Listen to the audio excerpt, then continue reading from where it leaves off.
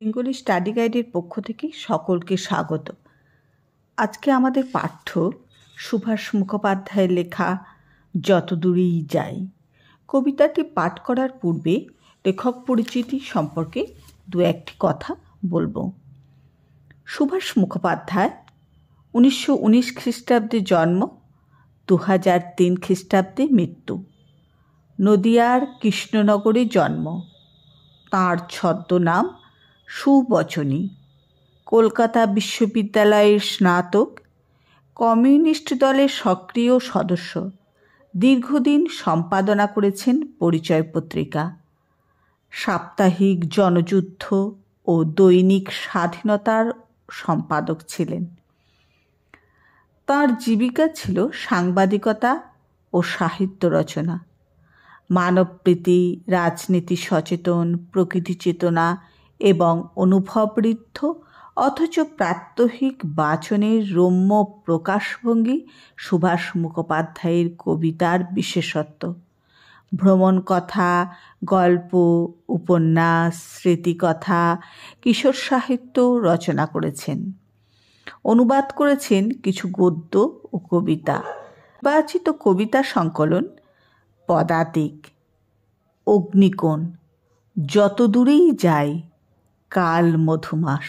তদূরেই যাই কবিতাটি সুভাষ মুখোপাধ্যায়ের যতদূরেই যাই কাব্যগ্রন্থের অন্তর্গত। সুভাষ মুখোপাধ্যায়ের লেখনীর যে বৈশিষ্ট্য, তাঁর কবিতায় লোকাভিজ্ঞতা লোকভাষার প্রয়োগে শিল্পরূপ লাভ করে।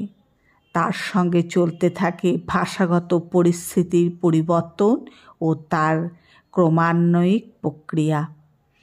ফলে বিভিন্ন এককে ভেঙে আবার পুনরুজ্জীবিত হয় বাক্যের বিন্যাস।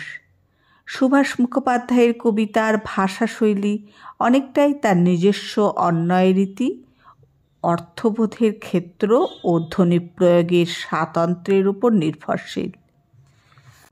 যতদূরেই যাই সুভাষ মুখোপাধ্যায়।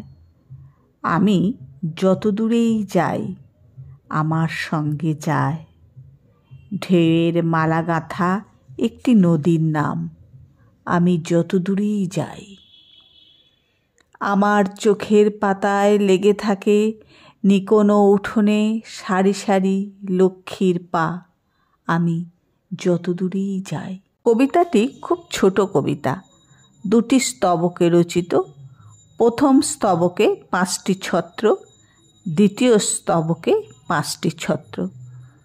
প্রত্যেকটি ছত্রে একটি আলাদা অর্থ বহন করছে এবং একটি চরণকে একাধিক ছত্রে তিনি বিশ্লেষণ করেছেন।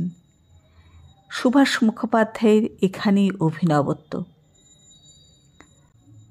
কবিতাটি ভালো লাগলে অবশ্যই একটি লাইক করবে। কেমন লাগলো কমেন্ট করে জানাবে। সকলে ভালো থাকবে, সুস্থ থাকবে। পরবর্তী অন্য একটি ভিডিও নিয়ে আবার তোমাদের কাছে উপস্থিত হব।